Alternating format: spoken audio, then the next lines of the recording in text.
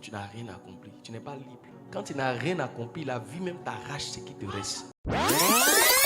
Faisons l'homme à notre image pour qu'il domine.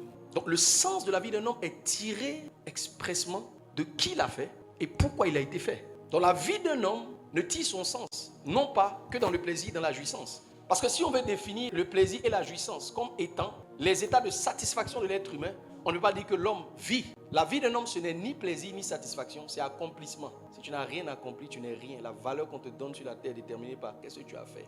Tu as bâti quoi, tu as construit quoi, tu as laissé quoi, on a vu quoi, tu as quitté où, tu as bâti quoi. L'importance d'un homme au milieu des hommes est déterminée par ce qui a été accompli. Tu as fait quoi ici? Souffrez de savoir que l'échec n'a pas été créé par Dieu. Souffrez de savoir que quand vous êtes en train d'échouer, vous n'êtes pas en train de vous diriger d'après le plan de Dieu. Souffrez de savoir que tant que vous échouez, Dieu est avec vous, mais Dieu n'a pas encore travaillé avec vous. Toute œuvre de Dieu est complète, parfaite. Si tu n'as rien accompli, ce n'est pas que Dieu ne t'aime pas. Dieu t'aime, tu seras sauvé.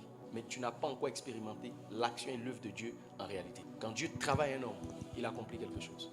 Tu dois accomplir quelque chose. L'homme n'a pas été créé pour ne rien accomplir. Alors si l'homme a été créé pour accomplir quelque chose, celui qui a accompli quelque chose donne du sens à son existence. C'est pour ça que des fois, même le respect on va te donner, la considération on va te donner. Tu sais, même quand tu n'as pas accompli, tes libertés sont restrictives. Quand tu accomplis certaines choses, il y a des libertés que la société, la vie te donne.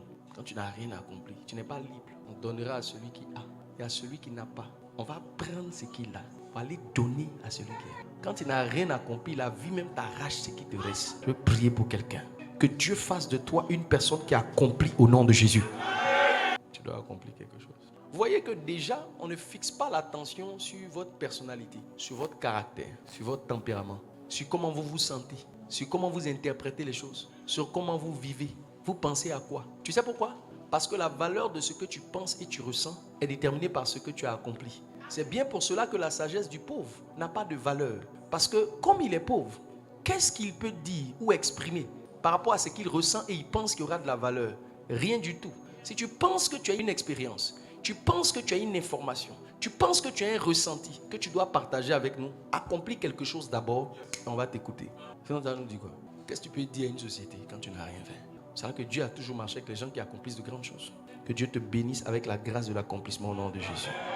Dieu les bénit et Dieu leur dit, soyez féconds. La fécondité, c'est la capacité de donner naissance à la vie. Donc la vie de l'homme n'évolue qu'à la puissance de la relation. C'est la relation qui produit la vie. Pour qu'un être humain puisse exister, il faut que le masculin donne une semence dans une gamète de la femelle et que ce processus se développe jusqu'à devenir un fœtus, un embryon, une grossesse, un enfant et ça produise un être humain. Si tu vois un homme comme moi arrêté en face de toi et tu vois un voisin comme toi-même assis à côté de toi, ça a été par la puissance d'une relation entre un homme et une femme. Si la vie dépend de la relation, c'est que la mort dépend de la relation.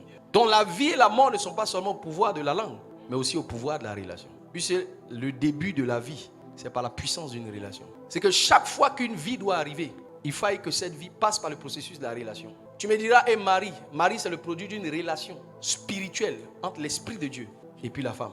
Ça a produit Jésus.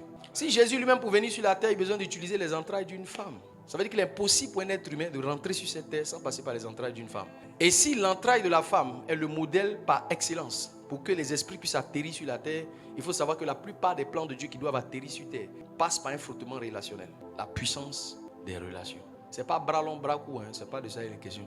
Ce n'est pas aide de destinée. Nous sommes à l'école des relations.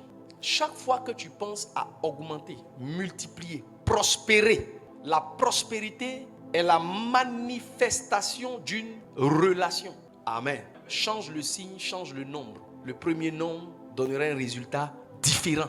Change le signe, change le nombre. Le résultat que tu veux est déterminé par une puissance de relation. Il y a des modèles de relations qui ont le pouvoir de soustraire, additionner, diviser et aussi multiplier. Si Dieu doit te multiplier, il doit te mettre en relation avec quelqu'un, quelque chose, quelque part. La puissance de la relation. Ça veut dire que selon Dieu, sans la puissance de la relation, rien ne se multiplie.